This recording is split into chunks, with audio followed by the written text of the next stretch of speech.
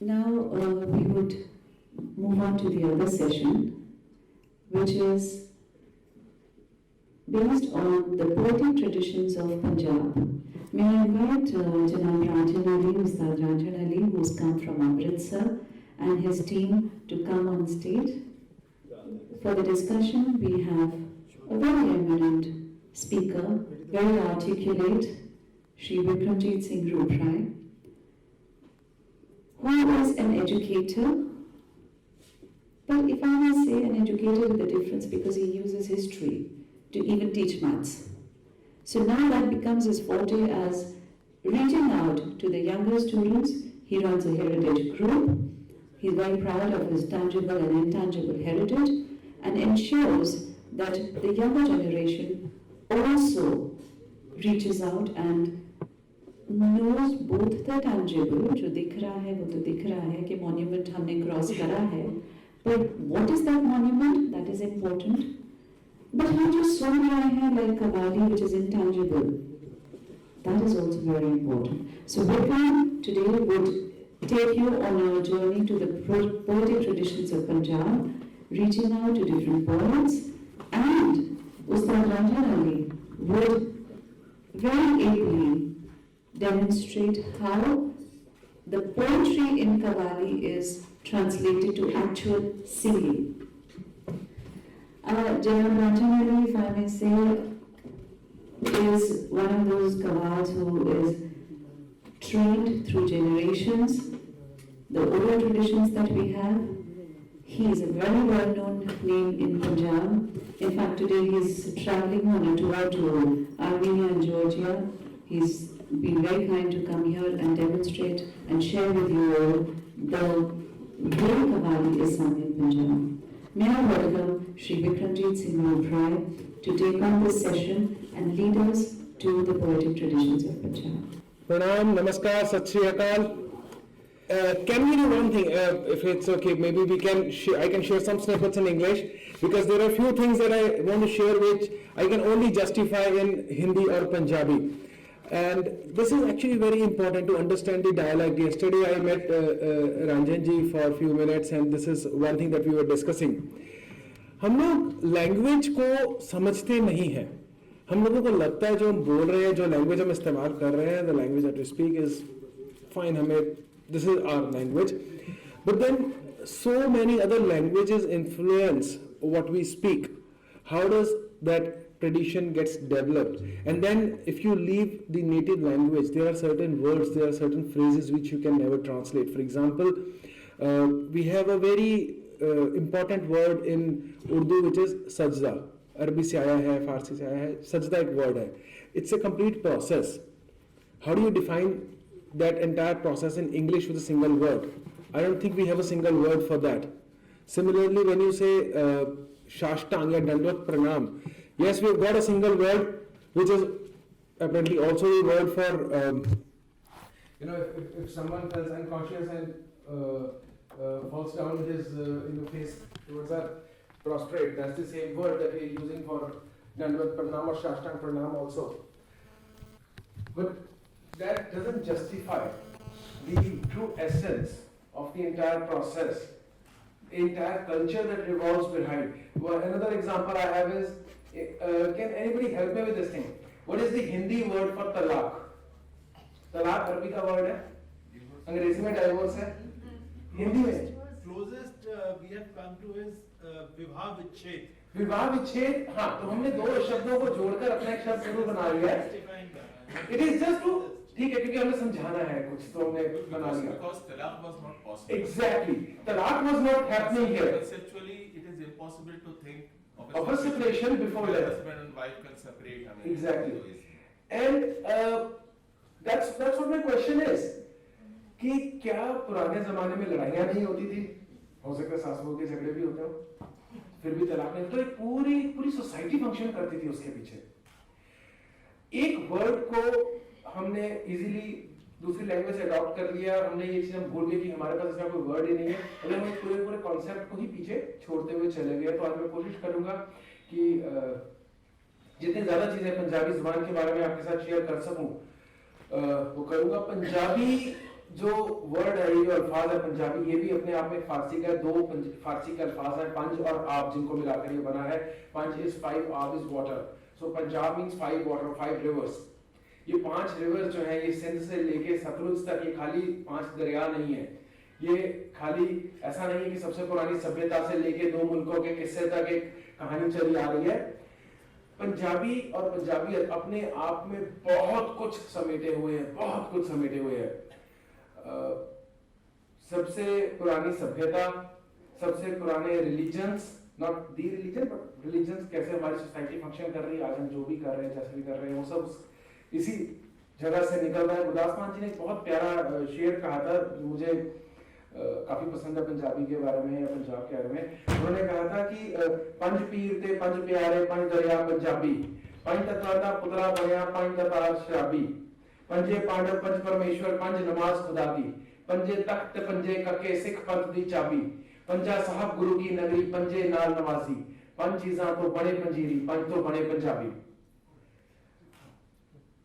किसी जमाने में संस्कृत भाषा हुआ करती थी। प्रोफेसर साहब यहाँ बैठे हैं संस्कृत के, उन्होंने एक पूरी जर्नी हमें बता दी है लैंग्वेज की, कैसे इवॉल्व हुई, कव्वाली के अंदर कैसे ट्रेडिशन आए। पंजाबी संस्कृत के बाद, संस्कृत एक ऐसी लैंग्वेज थी जो हर कोई नहीं समझ सकता था। कुछ लोग उसमें बहुत एक्सपर्ट हो गए, लेकिन जो आम गांव में दूर दराज में लोग थे, वो किस भाषा में आपस में बात करते थे, तो हमने उस भाषा को एक नाम दे दिया प्राकृत, कि जो भी प्रकृति की भाषा है, जो प्राकृतिक रूप से उन तक पहुंची है, वो आपस में उस भाषा में बात कर रहे हैं। उसके अपभ्रंश बने।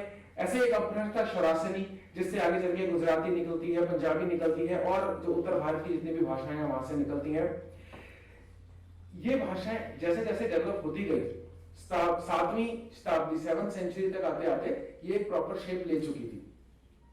और 10th सेंचुरी तक जो गुरु गोरखनाथ के जो शिष्य हैं, नाथ परंपरा जो पंजाब में बहुत चलती है, यहाँ पर इन्होंने पंजाबी का इस्तेमाल पूरे तरीके से करना शुरू कर दिया था। उनकी जो हमें पुरानी डॉक्यूमेंटेशन मिलती है, नाथों ने पंजाबी का इस्तेमाल किया, जो जिस पंजाबी को आज हम जिस रूप में जानते हैं। और शेख फरीदुद्दीन गंजशगर, बाबा फरीद वो शख्सियत है जिनको पंजाबी का पहला पोएट या पहला शायर, फर्स्ट पोएट ऑफ पंजाबी, बाबा फरीद, उनको माना जाता है। और हमारी खुशकिस्मती है कि आज हम एक ऐसी जगह पर हैं, ये पूरा इलाका बाबा फरीद से एसोसिएटेड है। कैसे? शहर की बात करता हूँ, दिल्ली को 22 ख्वाजाओं की दहलीज कहा जाता है। बाबा फरीद के पीरो मुर्शिद ख्वाजा कुतुबुद्दीन बख्तियार काकी रहमतुल्लाह अलैह, जिनकी दरगाह महरौली में है। बाबा फरीद के जो चेले हुए हैं हजरत निजामुद्दीन औलिया, और ये जो पूरा एरिया जहाँ पर अभी हम हैं, ये इलाका पूरा हजरत निजामुद्दीन यहीं विचरते थे। बाबा फरीद यहाँ रहे हैं कुछ टाइम के लिए। उन्होंने पंजाबी की पोइट्री को एक अलग लेवल पर पहुंचा दिया। कव्वाली, जैसा प्रोफेसर साहब ने बताया कि बहुत लोग सोचते हैं कि हजरत अमीर खुसरो ने बनाई, उनको क्रेडिट कर दिया जाता है। उससे पहले भी ट्रेडिशंस रहे थे, क्योंकि अगर आप लोग को ध्यान हो, हमारे जितने भी पुराने वेद, पुराने जो भी चीजें, कभी हमने ये लिखे नहीं थे। पहले ओरली ट्रांसमिट होते थे, बहुत बाद में जाकर उन्होंने इनको लिखना शुरू किया। तो वो जो पोएटिक फॉर्म्स थी, पोएट्री की वजह से वो इतनी आसानी से उनको याद रखा जाता था। जिन वेद पढ़े हो तिन वेदी कहायो, वेदी बस चले, उसके बाद द्विवेदी, त्रिवेदी, चतुर्वेदी की कौन कितने वेद किस खानदान के अंदर संजो के रखे हैं, उनको लिखने की जरूरत नहीं पड़ रही है, पूरे खानदान उसको याद रख पा रहे हैं। यहाँ पर जब सूफीज्म शुरू हुआ, जब सूफी परंपरा आई, तो सूफी परंपरा की एक सबसे खास बात यह है, सूफी परंपरा में आप और आपके पीरो मुर्शिद, आपके उस्ताद, और वही एक जरिया है खुदा तक पहुंचने का, भगवान तक पहुंचने का। तो आपको कुछ भी करना है अपने गुरु को, अपने पीर को मनाने के लिए, चाहे पैरों में घुंघरू बांधने पड़े, चाहे गलियों में नाचना पड़े, आज हम उसका भी जिक्र करेंगे आगे चल के। आप किस हद तक जा सकते हो? आप श्रृंगार करोगे, आप अच्छे बनकर रहोगे, आप प्रेमिका हो, आपके पीरो मुर्शिद, आपके उस्ताद आपके प्रेमी है। और ये जो प्रेम है, पूरा जो सूफीज्म का कॉन्सेप्ट है, आज की डेट में हम बॉलीवुड के गानों में सूफीज्म ढूंढते हैं। वो गिटार बजाते बजाते बीच में एक दो उर्दू के वर्ड जोर जोर से चिल्ला देंगे और उनको लगता है सूफी गाना बन गया। नहीं, ऐसे सूफीज्म नहीं होता है। फरीदा खाक ना लिंदिए, खाकू जेड़ ना कोए, जीव दिया पैरा तले मोया ऊपर होए। बाबा फरीद जी का कलाम है। खाक समझते हैं आप? मिट्टी, और निंदना होता है तिरस्कार करना, इंसल्ट करना या उनको बुरा कहना। हजरत बाबा फरीद फरमाते हैं कि मिट्टी तक को बुरा मत बोलो, ठीक है, अगर तुम जिंदा हो तुम्हारे पैरों के नीचे जिसे तुम मर जाओगे यही तुम्हारे सर के ऊपर होगी। फरीदा खाक न दिए खाकू जेड़ ना कोए, जीव दिया पैरों तले मोया ऊपर होए। और बाबा फरीद इस लेवल पर चले गए थे, विरह उनके अंदर ऐसी उत्पन्न हो गई थी कि उनको अपने पीरो मुर्शिद से मिलना, उनको खुदा से मिलना है। कहते हैं काका करंट डोलिया सगला खाया मांस, एक दो नैना मत शो फिर देखन की आस। एक किस्सा आता है जब वो इतने वीक हो गए थे कि वो कुछ खा नहीं रहे थे, एक लकड़ी की रोटी पेट से बांध ली थी, रोटी मेरी काट की लावन मेरी भूख, जिन्हा ने खाधी चोपड़ी कहे सहन के दुख। वो लकड़ी की रोटी बांध के वो बैठ जाते थे और वो कितने कितने साल उन्होंने 12 साल कुएं में लटके, 12 साल बैठ के तपस्या की। उनकी बहुत मुश्किल उनकी जर्नी रही है, जो लोगों को उन्होंने प्यार करना सिखाया है। और इस पूरी जर्नी के अंदर उन्होंने एक चीज ये कही कि जैसे ये एग्जांपल हमारे सामने है कि जब उनका शरीर इतना भी नहीं रह गया कि वो हिल सकें, तो वहां पर जो कौवे थे उनको लगा कि ये एक डेड बॉडी पड़ी हुई है, तो उन्होंने आके मांस नोचने की कोशिश की। तो वो सिर्फ अपनी जुबान से इतना कह पाए कि एक आग तुम्हें जो करना है तुम कर लो, बस मेरी आंखें जो है वो बख्श देना, क्योंकि मुझे आज भी उम्मीद है कि मेरे को अपने पीरो मुर्शिद के दीदार होंगे, मुझे अपने खुदा के दीदार होंगे। तो काका टंडोलिया सगला खाया मांस, ए दोए नैना मत छो फिर देखन की आस। ये पूरा इलाका बाबा फरीद की महक से आज भी खुशबूदार है। यहाँ वो घूमे हैं, यहाँ उन्होंने उनका चिल्ला है, जिनको नहीं पता हुमायूं के मकबरे के बिल्कुल पीछे दमदमा साहब गुरुद्वारा और कॉर्नर पे ख्वाजा निजामुद्दीन औलिया की खानका है, जिनमें कहा जाता है कि बाबा फरीद भी आकर रुके थे। तो बाबा फरीद हज़रत निजामुद्दीन औलिया रहमतुल्लाह का खानका और चिल्ला यहाँ पर है। और मैं उस्ताद जी से गुजारिश करूंगा कि क्यों ना बाबा फरीद से ही आज कुछ शुरू किया जाए, उनका नाम लेके।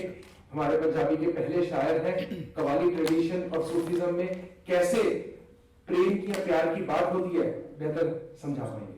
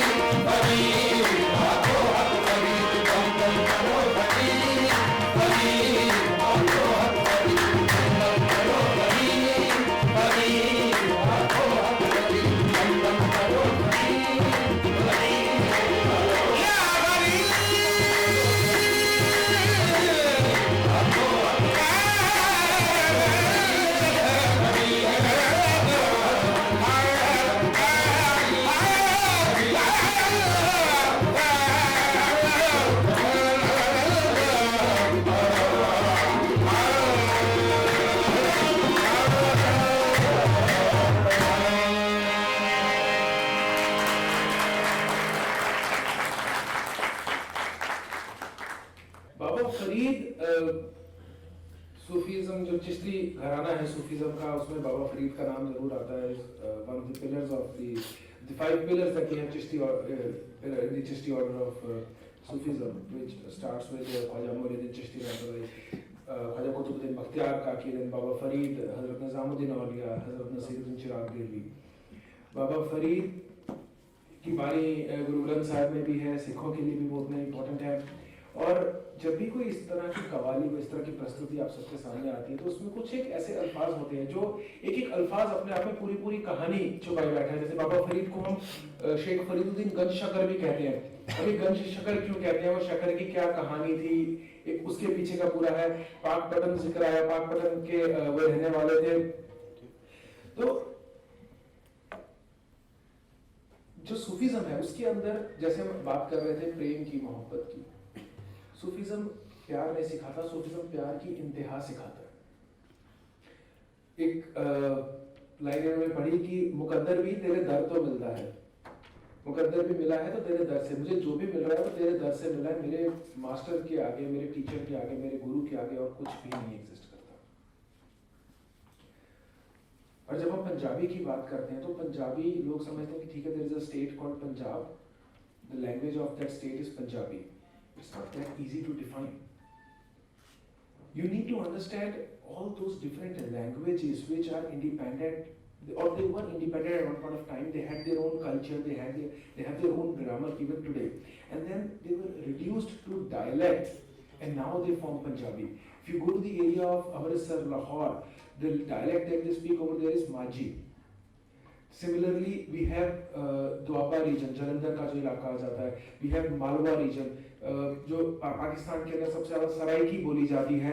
जंगी है, जंगोची भी जिसको हम बोलते हैं. अलग अलग डायलेक्ट्स हैं और इन डायलेक्ट्स के अंदर इतना फर्क आ जाता है. Okay, you know what is the dance that boys do in Punjab? What do we call that dance? Bhangra. And the female dance? Gidda. Now if you go to Malwa, now this is what you are speaking, Majhi. If you go to Malwa, the Bhangra that boys do is not called Bhangra, it is called Malwai Gidda. Yeah. Malwai Gidda. Of course, there is a slight difference in the steps because we have changed the region, but it's more or less same. You lift your hand, you lift your leg, and you dance. But it is not called Bhangra, it is called Gidda in Malwa. और वहाँ से सिर्फ 40-50 kilometre दूर आ जाए तो वो भंगड़ा बन जाता है. लैंग्वेज से इतना फर्क पड़ जाता है. और another interesting thing, till beginning of 18th century or late 17th century, Punjabi के अंदर श और ज ये दो अल्फाबेट्स नहीं थे. So grammar, it was all developed, everything was there, poetry was being done. But have you ever heard a Punjabi saying Sat Shri Akal? No, we say Sat Sri Akal. In daily communication, we don't use sh or z. It is either s or j. That's how we pronounce it. Guru Gobind Singh Ji added, he was a master of Persian, he was a master of Sanskrit, he was a master of Braj. He knew many languages. He's done work in translation, he's done so many things. हम लोगों को लगता है कि ठीक है सिख गुरु हैं, उन्होंने कुछ रिलीजियस बातें लिखी होंगी, सिर्फ ऐसा नहीं है. भगवान कृष्ण का प्रोफेसर साहब आपने जिक्र किया, गुरु गोविंद सिंह जी ने अब 24 अवतार लिखे हैं, 24 अवतारों का जिक्र किया है. तो जाहिर है उन्होंने वो अपनी तरफ से कोई स्टोरी बनाई तो होगी नहीं, स्टोरीज ऑलरेडी एग्जिस्ट करती थी. उन्होंने सिर्फ उसको पंजाबी में या जो भी वो उस टाइम पे लैंग्वेज यूज करना चाह रहे थे उन्होंने उस लैंग्वेज में उसको लिखा. उन्होंने एक चीज बयान की, बांसुरी का उन्होंने इतने प्यार से जिक्र किया है. अगर मैं सिर्फ एक स्टांजा वहां से उठाता हूँ, खाली बांसुरी का जो डिस्क्राइब करते हैं कि जब भगवान कृष्ण के हाथ में एक बांस की पोरी आ जाती थी तो उसमें से किस तरह के राग निकलते थे. गुरु गोविंद सिंह जी फरमाते हैं, बाजत बसंत अर पैरव हिंडोल राग, बाजत है ललिता के साथ है तनासरी, मालवा कल्याण अर मालकौस मालू राग, बन में बजावे कान मंगल निवासरी, सूर्य अर सूरी ओपन कीजे हुडी तरह तुन के सुनत पहना रही सुध जासरी, के ए हो दासरी सो ऐसी बजी बासरी, सो मेरे यानी या में सब राग को निवासरी. और सिर्फ इतना ही नहीं, उन्होंने भगवान कृष्ण के हम भगवान कृष्ण को रणछोड़ के नाम से भी जाना जाता है, राइट. पर रणछोड़ क्यों? जो मैंने जितने लोगों से पूछा सबने ये कहा कि वो एक पॉइंट पे रण छोड़ के बाहर निकल गए थे, इसलिए उनको रणछोड़ उनका नाम पड़ गया. वो कौन सा रण था, वो बैटल क्या थी, किस तरह से होती. डेली जो हमारे रूटीन में जो स्टोरी सुनते हैं घरों में, अब उनमें बहुत सारी स्टोरीज कहीं खो गई है। लकीली गुरु गोविंद सिंह जी ने वो एक स्टोरी भी संजो के रखी दसम ग्रंथ में, जिसमें वो कहते हैं श्री यादव वीर के भाजत ही छुट तीर गयो बलबीरन को, मन आपन को समझावर श्यामत की नो है काम या हीरन को। तो वो खड़क सिंह की एक पूरी कहानी है कि कौन था खड़क सिंह, कितनी फौज लेकर आया था और ऐसा उसने क्या किया था कि भगवान कृष्ण ने अपनी दैविक ताकत इस्तेमाल करने की बजाय उसके सामने हथियार रखकर वहां से भागने की सोची, और फिर वो वापस आया, लड़े, और फिर वो उस लड़ाई को उन्होंने जीता भी। लेकिन वो क्या सोशल मैसेज देना चाहते थे, हर चीज के पीछे कोई सोशल मैसेज छुपा हुआ था। मुझे ऐसा लगता है कि हमारे साथ अगर हमारे कल्चर में, हमारे लिटरेचर में अगर कोई सबसे बड़ी प्रॉब्लम पेश आई है, या जो सबसे ज्यादा नुकसान अगर हमारे कल्चर, हमारे लिटरेचर को, literature specifically I would talk about literature, when British came in, they saw our books, obviously they couldn't read them and they were not able to understand even a single word of it, and they commissioned certain people to translate them. These books were translated, however British were still not able to understand because they were like, where is the moral of story? They were used to कि एक story सुनाई जाएगी, फिर एक and में moral of the story होगा. We don't have a moral of the story. Mahabharat के अंदर 19 गीताएं हैं, जिसमें से एक भगवत गीता है। भगवत गीता का सार भी एक पेज लंबा है। There is no single line moral of the story. Every line is a message, every line is a moral. वो जो concept है, तो they try to translate things and deduce morals, जिसमें कई लेवल पे corruptions हुई है। और हमारा बात करने का तरीका, हमारा अपनी किताबें, हमारा अपना लिटरेचर कई लेवल्स पे जाके उसमें करप्ट हुआ। I would use the word corrupt over here. There was this one tradition in Punjab, and which strongly reflects in our Qawwali tradition also, which is, if you want to teach something to someone, how do you do that? You can set up a school, you can set up a college, and there is a teacher standing, and there are rows of kids sitting in front of them, just जैसे jail में होता है ना, jailer खड़ा होता है, सारे कैदी यूनिफॉर्म पहन के आएंगे, इतने बजे उठेंगे, इतने बजे बैठेंगे, इतने बजे खाना खाएंगे। हमने वैसे अपने स्कूल बना के रखे। पुराने टाइम में ये मैसेजेस ऐसे स्कूलों में नहीं दिए जाते थे, जो सोशल मैसेजेस हैं। हमारे पास जो फोक ट्रेडिशंस हैं, उनके थ्रू दिए जाते थे, स्टोरीज उनके थ्रू बताई जाती थी। माझे के रीजन में अपना जो हमारा अमृतसर लाहौर का रीजन है, यहाँ पर अब्दुल्ला राय भट्टी एक शख्स हुआ है। अब्दुल्ला राय भट्टी लोगों के लिए बहुत अच्छा था, बादशाह के लिए शायद वो खराब रहा होगा, हुकूमत के लिए खराब रहा होगा, क्योंकि वो अमीरों से लूटता था, गरीबों को दे देता था, लड़कियों की शादी कराता था, दहेज अपनी तरफ से देता था, किसी को जो गरीब है उनको कोई प्रॉब्लम नहीं होती थी। तो एक ये हो गया कि अगर घर में बेटा हो तो कैसा हो, अब्दुल्ला राय भट्टी जैसा हो। आलम ये हो गया कि हर साल आज भी जब वो एक दिन आता है जिस दिन सब खुशी खुशी जाते हैं कि कल से हमें अपनी फसल काटनी है, जितने घर में बेटे हैं साथ में चलेंगे, बहुएं साथ में चलेंगी, बेटियां साथ में चलेंगी, और बेटा को उस दिन फिर सेलिब्रेट किया जाता है। तो वो कहते हैं कि बेटा हो अब्दुल्ला राय भट्टी जैसा हो, सुंदर मुंदरिये तेरा कौन बेचारा दुल्ला पट्टी वाला। लोहड़ी का पूरा फेस्टिवल उसको डेडिकेट कर दिया गया, उस एक आदमी को। पूरा गाना अब्दुल्ला राय भट्टी, अब्दुल्ला भट्टी की लाइफ स्टोरी है। आप लोग अगर जिस भी कल्चर से, जिस भी बैकग्राउंड से आते हैं, अगर आप ध्यान से सोचेंगे तो आपको पता चलेगा कि जो भी आपको बचपन में आपकी जुबान में आपकी दादी, बहुत सारे केसेस में हमारी मदर्स थी, बट ज्यादातर केसेस में आपको अपनी दादी के किस्से याद है, वो कोई किस्से या कोई कहानी या कोई पोयम या कोई रिडल अगर आपको सुनाती थी तो उसके पीछे कोई खास मैसेज या कोई स्टोरी छुपी होती थी। पंजाब में हमने एक और अच्छा काम किया, हमने कुछ कैरेक्टर्स क्रिएट करे। इन कैरेक्टर्स का काम क्या था कि इस कैरेक्टर के थ्रू हम इस तरह के मैसेजेस सोसाइटी को देंगे, इस कैरेक्टर के थ्रू इस तरह के मैसेजेस सोसाइटी देंगे। ऐसा ही ये कैरेक्टर है जुगनी। बॉलीवुड के गानों में जुगनी आपने बहुत सुना होगा, और मुझे नहीं लगता कि पंजाब का कोई भी ऐसा सिंगर है या नॉर्थ इंडिया का ऐसा सिंगर है जिसने जुगनी ना गाया हो। एक जुगनी और एक दमादम मस्त कलंदर, सबने गाया, चाहे मतलब पता हो या ना पता हो। तो मैं उस्ताद जी की इन्होंने एक जुगनी लिखी है, मैं वो सुन रहा था, जिसमें एग्जैक्ट वही जो पुरानी ट्रेडिशनल चीजें हैं कि कैसे आपको एक मैसेज दिया जाए, क्या करना चाहिए क्या नहीं करना चाहिए, वो चीजें उसके अंदर उन चीजों का जिक्र आता है। तो मैं चाहूंगा अगर उस्ताद जी एक बार थोड़ी जुगनी है जो वो लोगों तक पहुंचाइए।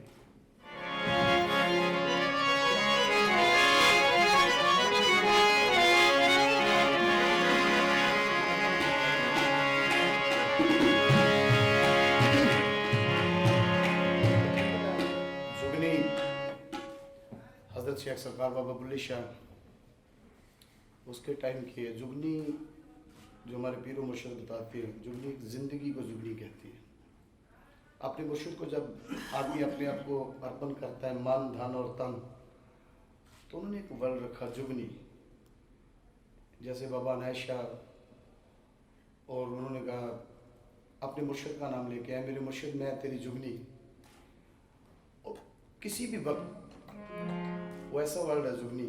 और आजकल तो लोगों ने लड़कियों का नाम रख दिया जुगनी, कभी किसी का नाम रख दिया जुगनी। आप अपनी अपनी सोच, आप लोग तो बहुत पढ़े लिखे हो। खैर हम लोग तो मज़ारों से बैठ के सीखते हैं, कुछ भी अपने मुर्शिद से सीखते हैं, इतना पढ़े लिखे भी नहीं होते, लेकिन जो मुर्शिद की बात है उस पर फॉलो करते हैं। तो अभी जो लिखा है मैं आपको थोड़ा सुना रहा हूँ, कैसे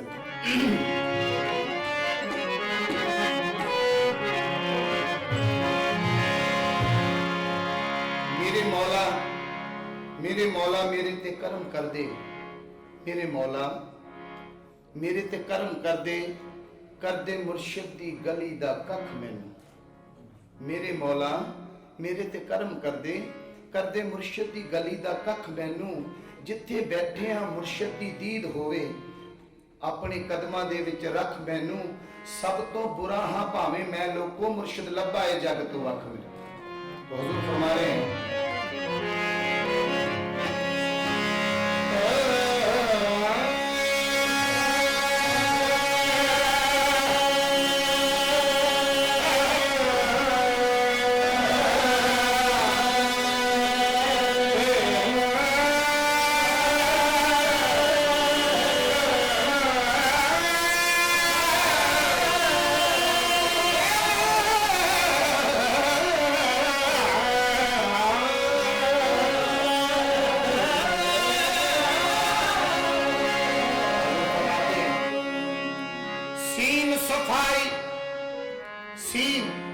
सफाई जब दिल में आई, फिर लामकान पछाटा। जब दिल की सफाई हुई तो बंदे को अपने आप वजूद तलाबत हुई। सीन सफाई जब दिल में आई, फिर लामकान पछाटा। बीजो बीज दरख्ती होया, जद पानी उघड़ा सजाता। कुची विच समंदर डिठा, जदों मुर्शिद पलटिया पासा। ऐ मुर्शिद तू खुद खुदा है, ओ मैं ता देख लिया तू पुचा जाता। कलमा तेरी जुगनी कर दे, कलमा तेरी जुगनी कर दे, कलमा तेरी जुगनी कर दे।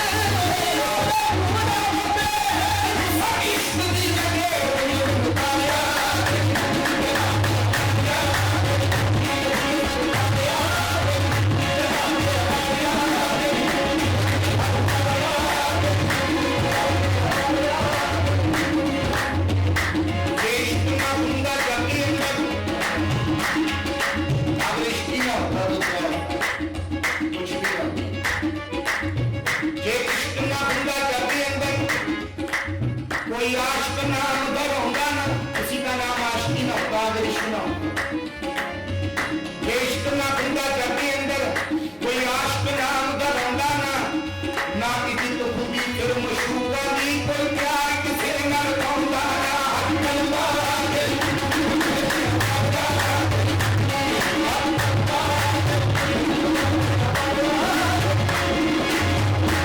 जितना भी मसाला है बस इश्क का है। हर बंदे को अपने आप से, खुदा से, अपने काम से इश्क है। सब इश्क में खेल चाहे, सब इश्क में खेल चाहे, सब इश्क में खेल चाहे, सब इश्क में यार बनाएंगे, सब इश्क में यार बनाएंगे। होगी इश्क का कुंबा रखदाना, इश्क का कुंबा रखदाना, ये पूजा नच के यार बनाऊंगा ना, हक कलमा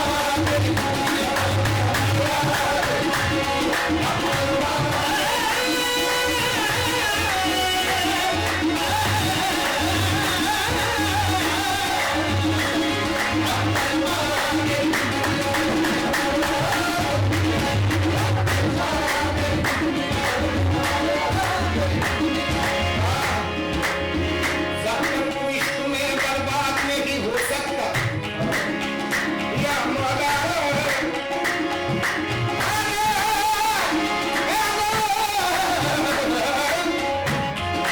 तक तू इश्क में बर्बाद नहीं हो सकता, जा तुझे कोई भी शब्द याद नहीं हो सकता। हक कलमा तेरी दुनिया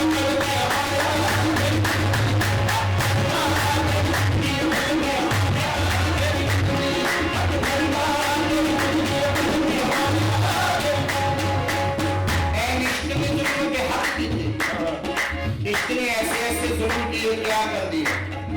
ऐन इश्क ने जुल्म के हद किए, पर्दे वाले भी पर्दे ना छटे, जितना भी बंदा पर्दे में हो उसको सामने कर देता है इश्क।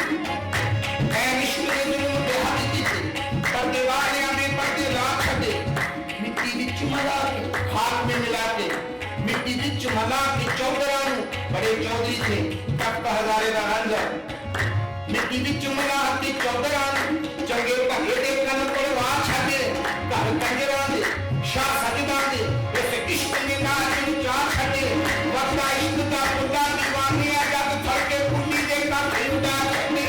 हक कलमा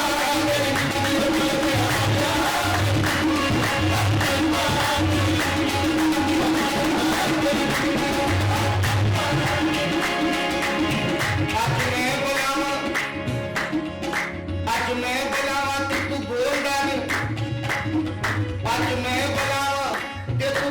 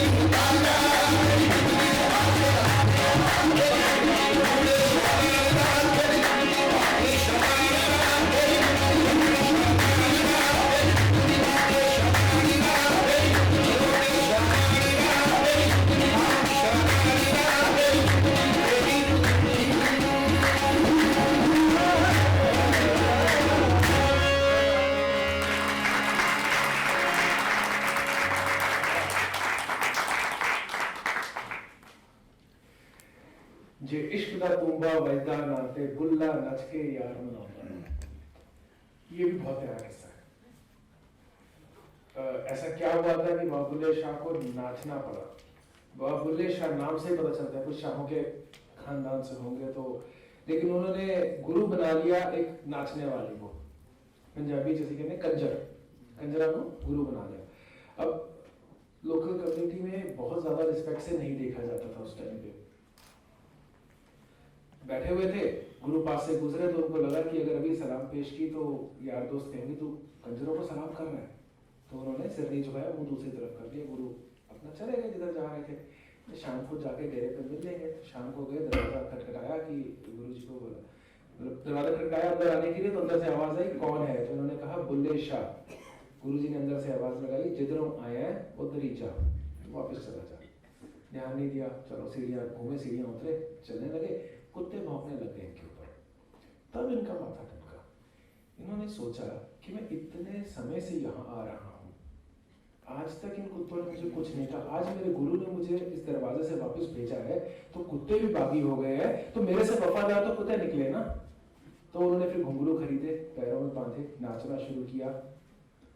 और उन्होंने एक कलाम है उनका बहुत मशहूर कि राती जागण करण इबादत राती जागण कुत्ते, मालिक दा दर मूल न छड़ दे ते जा रूड़ी ते सुते, पौंकड़ो मूल ओ बंद ना हुंदे भाਵੇਂ 100 वजन जुत्ते, ओए उठ चल बोलिया यार मना ले नहीं ते बाजी ले गए कुत्ते तैथों उच्चे। उनको जो लोग रोकने के लिए भी आए। जुनून बैंड ने एक गाना भी गाया है जो एक बॉलीवुड फिल्म में भी आया था, बुल्ले ਨੂੰ ਸਮਝਾਵਣ ਆਈਆਂ ਭੈਣਾਂ ਤੇ ਭਰਜਾਈਆਂ, मन लै बोलिया साडा कहना छड़ दे पल्ला हराइयां, आल अली औलाद नबी नू तू क्यों लीकां लाइयां। बुल्ले शाह फरमाते हैं कि जेड़ा सानू सैयद मिल सदे दोज़ख मिलन सजाइयां, राई साईं सबनी थाई रब दियां बेपरवाइयां। ये इश्क का वो मुकाम है जहां पर वो कहते हैं कि सब बराबर है, कोई छोटा नहीं है, कोई बड़ा नहीं है, कोई अच्छा नहीं है, कोई बुरा नहीं है। और बाबा बुल्ले शाह एक बहुत बहुत बड़ा दर्जा रखते हैं, ना सिर्फ लैंग्वेज में, ना सिर्फ लिटरेचर में, ना सिर्फ सूफीज्म में, बल्कि जो उन्होंने अपने जिंदगी से सीख के हम लोगों तक पहुंचाया है वो भी बहुत इंपॉर्टेंट है। तो हमारे पास वक्त की कमी है तो बहुत ज्यादा इसकी डिटेल में जाए बिना मैं उस्ताद जी से गुजारिश करूंगा कि क्यों ना बाबा बुल्ले शाह को भी एक बार याद कर लिया जाए, उनके बिना कवालियां अधूरी हैं। तो कुछ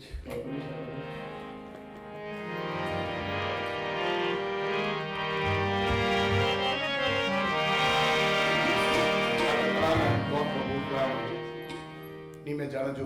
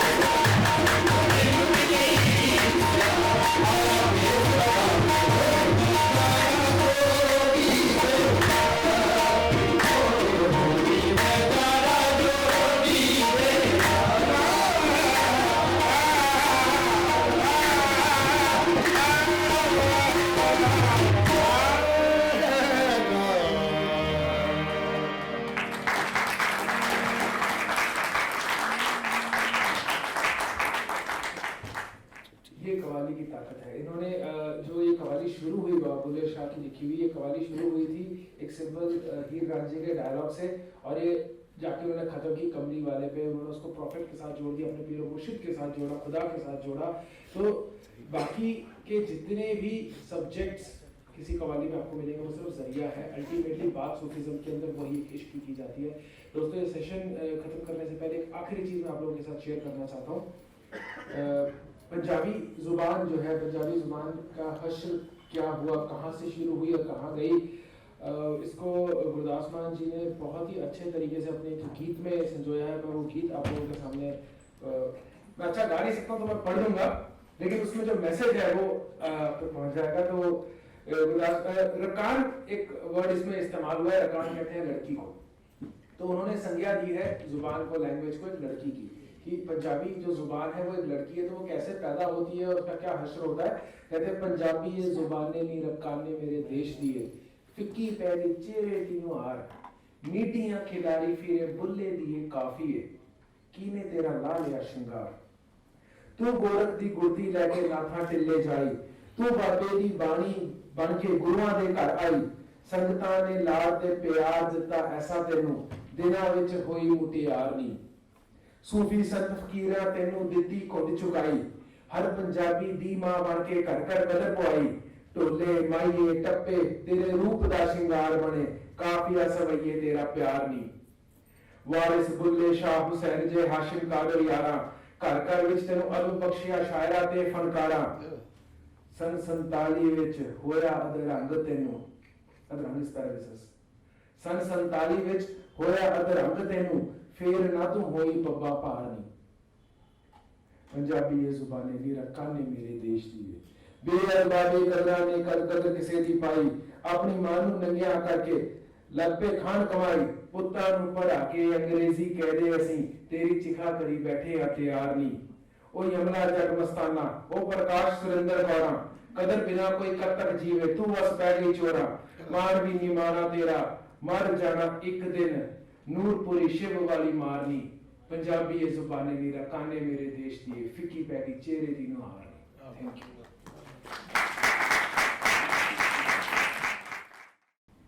We don't realize how a language becomes a part of our daily lives,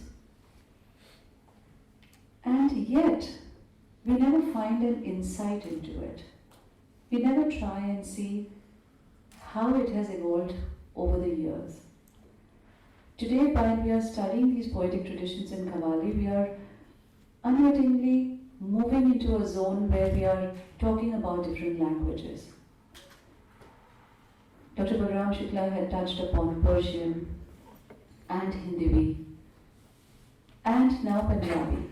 Now, with these two sessions, we are now going to have if you have some questions to ask from Dr. Balram Shukla or Vikramjit ji, you're welcome to ask those questions. May I invite Dr. Balram also on stage?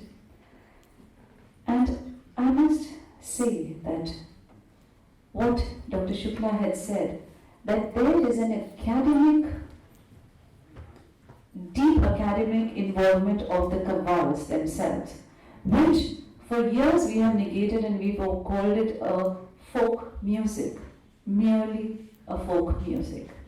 But like he pointed out, that today when I've heard, we were honored to have Ustad Ranjan Ali with us today and to share with you how the poetry is so beautifully interwoven into a rag and a tal and shared with you so that you reach a trance.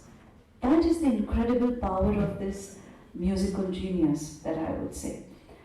Now, Ranjan ji himself moved into different, moving from a certain concept of Hiranja to Bulle Shah to, different things are woven into one and brought into a concept so that it reaches out to your hearts. That happens through language, that happens through music, that happens through rag. And the Qawwal becomes the medium for making that possible for you as a experience.